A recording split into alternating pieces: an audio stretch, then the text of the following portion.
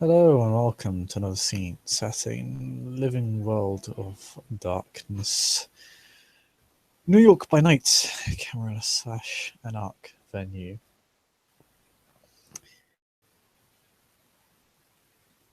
He set this humble scene upon the ever familiar figure of Mr. Spillane, who has taken refuge in a secluded little restaurant within Tribeca, southern end of Manhattan.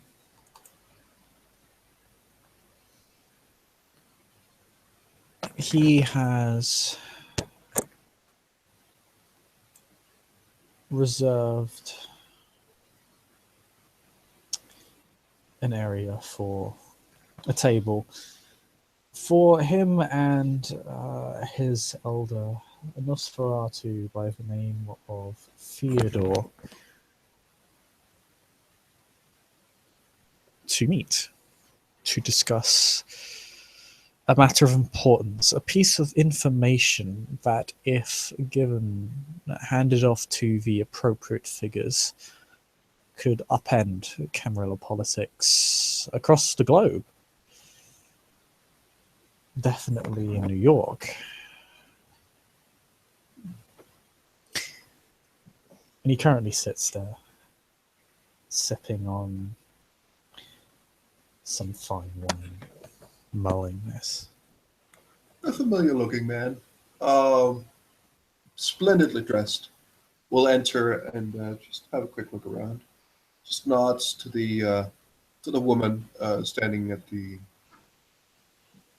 counter or bar, and just nods and goes and sits down and just smiles to Mr. Spillane and just says, "Ah, good evening." Sam will stand. Ah, good evening, Theodore. Would you like a seat? Thank you. Thank you very much. So, we seem to be having quite a bit of turmoil happening. A few people have returned that was thought lost. Hey. And it is such a shame to see that our dearest mayor has passed away, senseless. He smiles a bit of that. So, do you believe that, well, with Creatus's efforts, a certain small part of the city being somewhat under control, and this newest development, that people might soon be able to live elsewhere than this, what was supposed to be a temporary refuge, but became quite the permanent refuge, I suppose. It's certainly grown on some of us, I believe. I try my very best.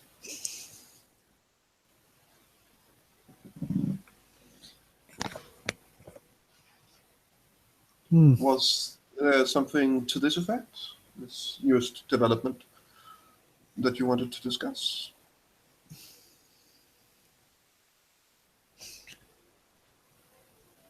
Hey. It's regarding a little how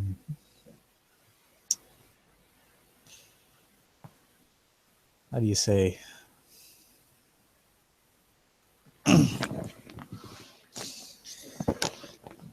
independent situation regarding Mr. Orton.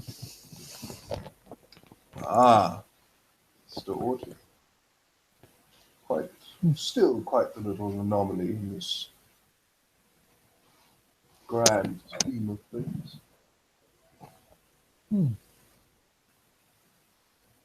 It's good to see he made it back safely to Chicago.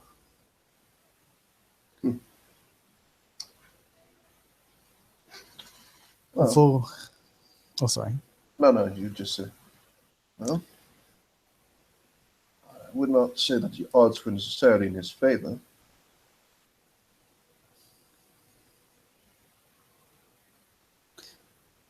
No, for he did, in his last broadcast, drop a very important tidbit of information that caught my eye.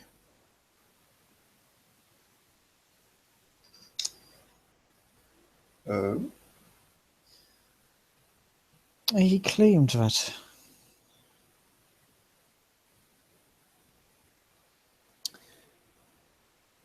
someone had ambushed him. A blonde-haired woman. Said she was from the other side. Have I reason to believe that person might be from this side?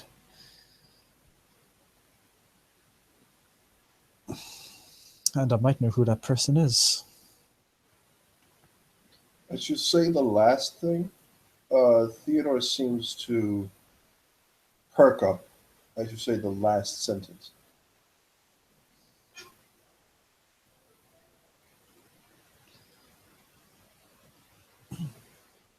I don't believe Mr. Orton could have possibly known what organization his ambusher came from. Only that it was, for a reliable assumption, to assume they came from his immediate adversary. However, before his departure, and before his broadcast, when it was still known that I was associated with Miss Antoinette, Lady Eleanor took me in for a private chat just after Scott's trial.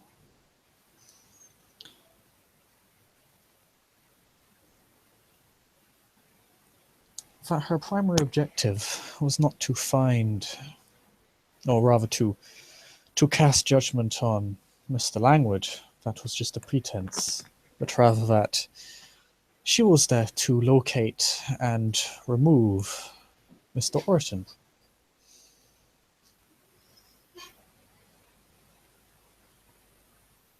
And that she attempted to, but he got away.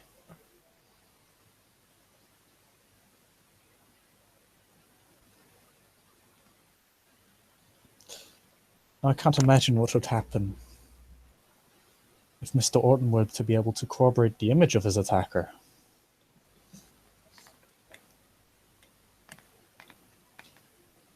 A fairly creepy grin begins to form on the Theodore's face. Well, I'm certain it would shed some light on a cowardly attack, which would be good, no? To get clarity on such a matter. The freedom of information is such a hot topic nowadays. Indeed.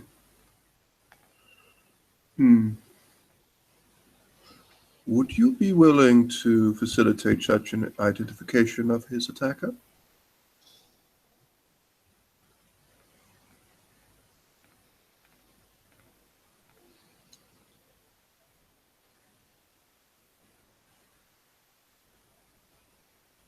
Sam thinks on this.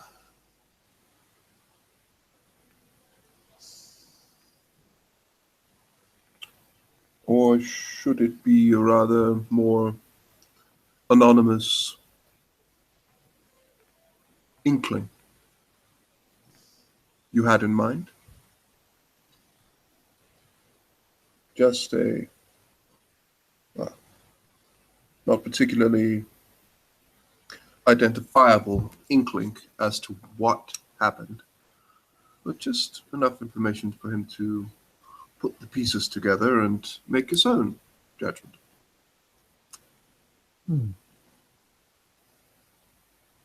But things would have different consequences. He does not strike me as a person that is necessarily openly willing to, well, I do not know him that well, but openly negotiating with one part of something he doesn't like for another does not seem like his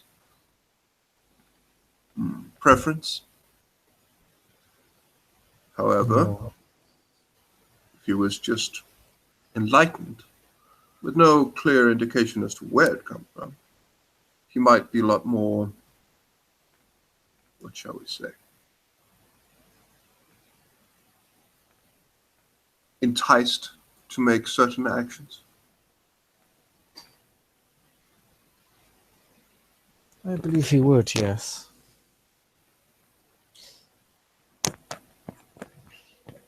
What do you make of his, what shall I say, course?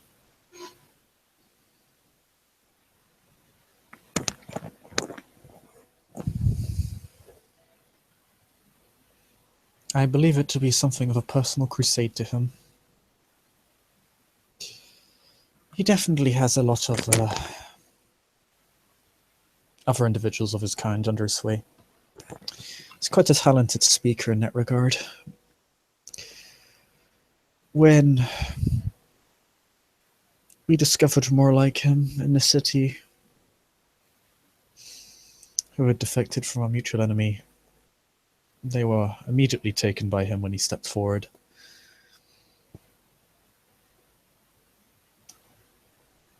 And what of, what shall we say? Well, the official position of our particular group is quite clear, but I'm curious. What do you think yourself of them in general? Cative, these people,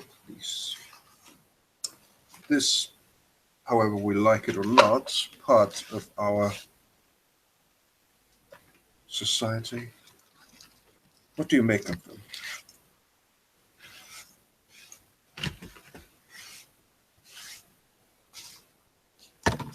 I take a somewhat more measured view as compared to the rest of my clan. Assets are assets, and if they can make themselves useful for the tower, I don't see why they wouldn't be worth having.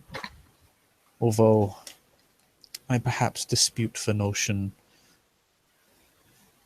of a clan of clanless is a contradiction in terms, perhaps. An organization that represented them, that was an effective equivalent, could be functional, but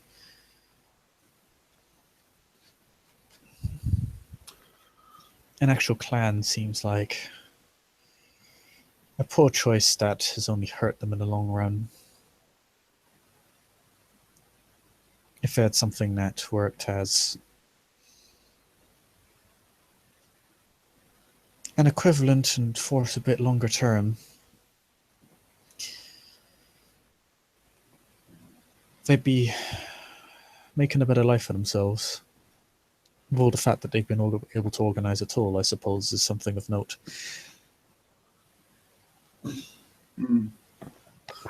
I suppose. I generally tend to take it as a case-by-case basis. I judge each one as an individual, similar to how I judge each and every other kindred. Although those of the clans are more trustworthy as they've been contributing towards the TAF for a much greater period of time. A commendable attitude. You will extend more goodwill to people that way, I suppose. Not something that is shared by all members of our dear sect. But regard to them, I have, well, thus far, not said much of it. But in my mind, I have said before, publicly and otherwise, those who fight for the city, those who stand by our side, are welcomed. And not one thing should be said against them, of course, unless they do something very stupid and breaks traditions or worse.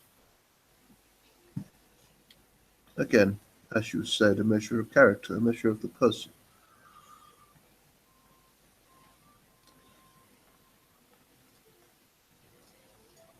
Hmm.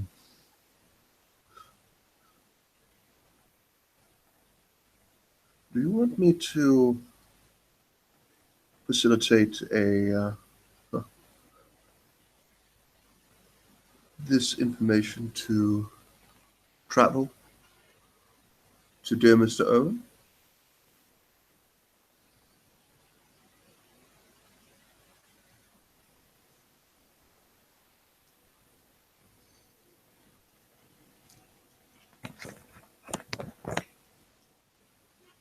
Whichever method would have the biggest impact, I think, would be preferable.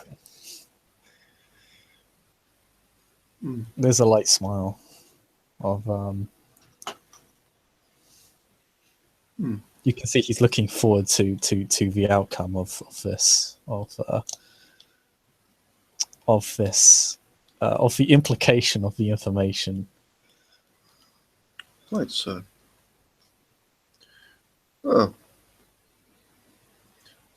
I must admit, I'm glad you brought this to my attention. So, what of this mayor situation? Is there something you have considered already, or are you still processing it? No. Our enemy's most powerful asset is gone, but they still have numerous pawns in the social services and emergency services still there. The Harlem chief is still active and is one of my main concerns.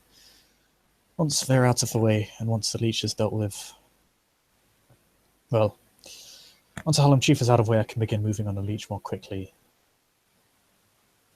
I'm aware we have information lead regarding the leech, which I intend to move on. I intend to move on that with my new coterie within the next night or two. Very well. And the notion of a bishop controlling these counterculture clubs. I suspect there may be a connection between them and the butcher, but perhaps they're just in the similar business of the blood trade.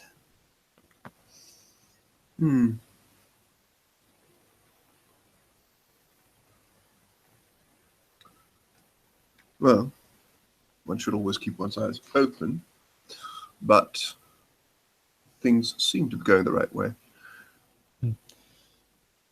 Good to speak to you again, by the way. I've been somewhat busy, and I do not think that this will... And I will become less busy in the coming days and nights, but... Wow.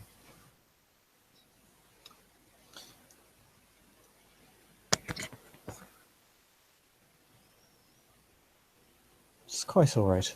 There is actually his index finger races up as if he's remembered something. I'm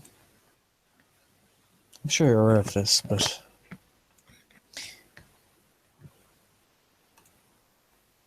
I was told that certain events would be occurring, one of which would be the mayor soon.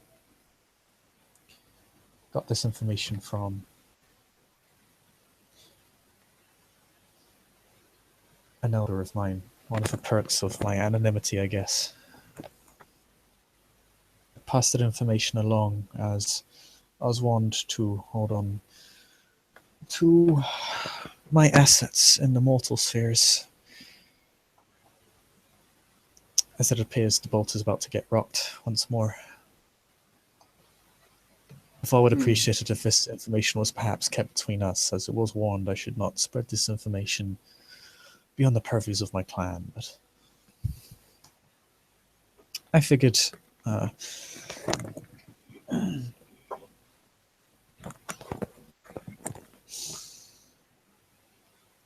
considering the individual that you are, you deserve to know. This is quite all right. I understand the conflict. Do not worry.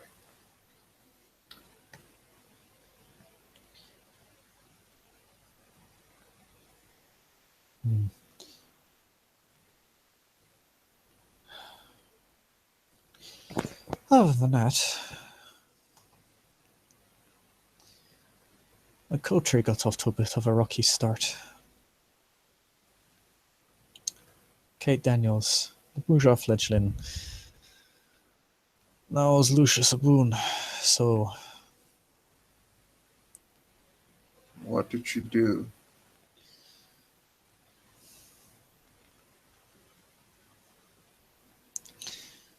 It wasn't necessarily what she did, rather than what Lucius did.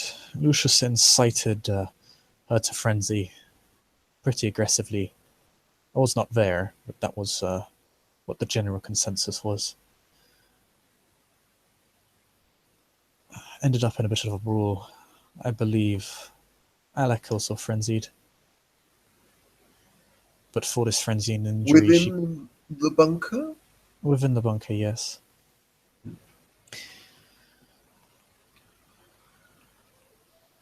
He kind of audibly sighs. Yes, he wasn't pleased with Miss Daniels attempting to leave his coterie for another. I believe the only reason he wasn't punished was because the regent stood up for him. As he is a clanmate they have invested some amount into. Similar to how my clan has done with me. I was quite, what shall we say, explicit when I seem to remember commanding people to stay on their very best behavior and go out of their way not to incite such actions. Oh well. I do not know. I will have to have a bit of more of an eye on Lucius for the moment, I suppose. Eunos is effectively a coterie that supports Maria at this point, considering that Alec turned culted. Although I'm not in a position to complain about such things. I believe he will receive some complaints from a certain Russian gentleman not too long in the near future. But then again, the gangrel are, shall we say, more democratic than others. More of a top-down organization. More than a top-down organization, should I say. I personally don't know too much about how they organize themselves. I've only ever met them as individuals. It seems there's only ever one gangrel in the city at any one time. Well, to put it this way, I was being polite. They don't organize very much compared to others. That was my, well, indication.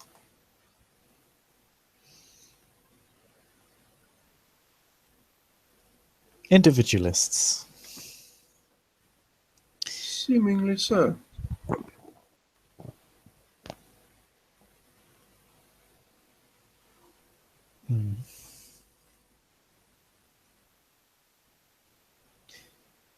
I also asked Roach to join my coterie, but he's been a bit hesitant to do so. Well, he seems preoccupied. I've spoken a little with him.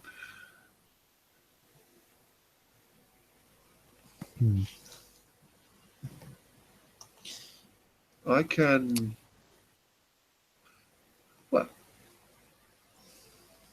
if needed, I can have a talk with him. I don't necessarily want to force a decision on him.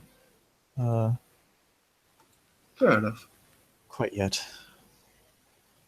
Maybe in the future he could use a bit of motivation. He's quite invested in his research right now. I believe once that's out of the way, he'll probably come to a decision on his own. Indeed. He definitely fit into my culture quite well as something of a switchboard operator.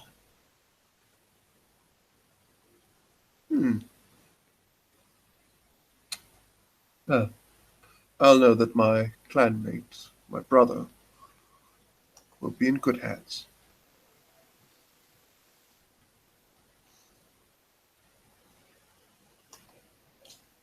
There's a great deal of potential. Quite so.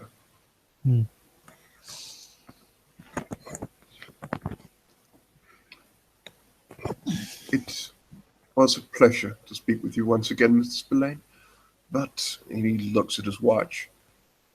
I do believe I will have to, sadly, call this meeting adjourned for my part, at least. So many pressing things I must see to.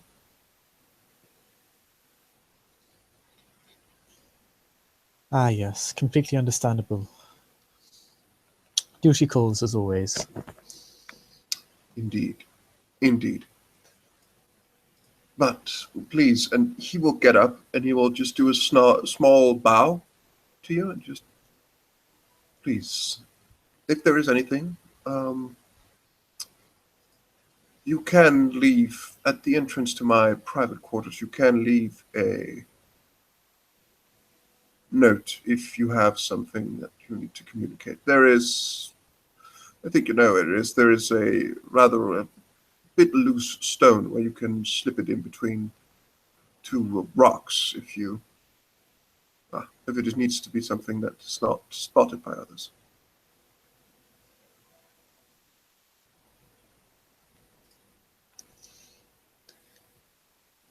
If I have any messages to send, I'll be sure to take that into account. Thank you. No problem at all. And Theodore will just once again smile to you and just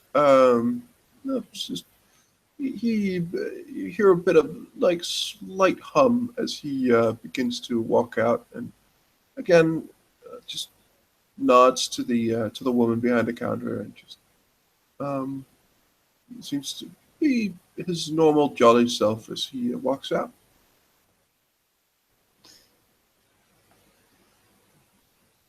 Leaving Sam to pick up the tab, as always. Of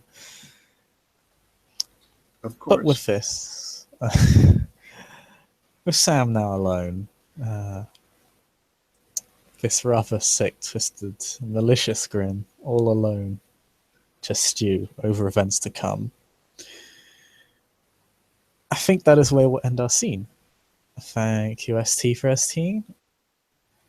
Watchers for watching, and we'll see you next time.